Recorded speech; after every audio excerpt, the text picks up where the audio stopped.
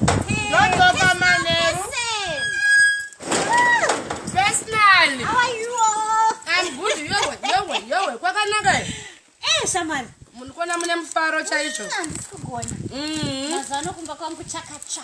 Makawina okay grand challenge nezuro yaitwa. Kana, it's my husband or my dude. It's like all over me, chocolates and roses, my massage, my massage oils, breakfast in bed. Hey, he's just so good. He's lovely. So good to me. Hey, Sha. You are on top of the world. I'm in heaven.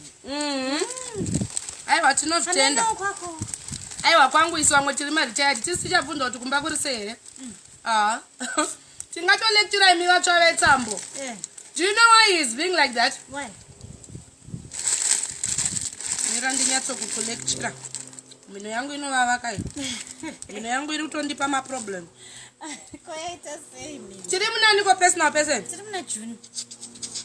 June. Next month ichi? It's July. July. Wambozvibvunza here kuti why your husband is being lovely in this June? Wambozvibvunza? Nangozvibvunza kuti why now? Ask me for the why. Akuda kuita nice zvozvipesa apa angasiri nice. Ask me for the why. Ask me for the why. For the why. For the why. Amai mwana tamu winter. Winter inguva yechi yechando. Izvo zvimudzimba mese kuona kunyarara kudai so vanhu vakavata. Iwinter varume vese vari kubehave. Because June, July varume vanotobehave. Vanenge vachingoda cuddling. Hapana kana rudo. Inyaya winter kuti usiku akada kuita zvake zviya unogona kumushaisa ningirikini. Serious? Hapana kana zvelapho ungatode kutozvinzwa utototadza kudingirikina. Utoda ngochotoka pakumota nzindadiwa. January aikuda. Ko February. February akatokangana Valentine's Day. Akatokangana ko March. Nothing. Amai mwana musabhabhauka. Tidona anobhabhauka munyaya dzelove nemarriage. Bvunza isusu mabrigadier retired. 10 years in a marriage is not a joke, my dear. Ndakuziva, oh, those people are very cunning. Those people are very cunning. Yeah, winter inoi. Vanachuda cuddling. Boza kada kukuchena mira maneru. Unomsungira ningi.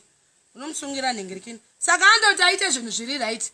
Unga uyo uchitonge mnonzi nyika yatoguma notwanzi wazoitirwa love. Ingori nyaya winter.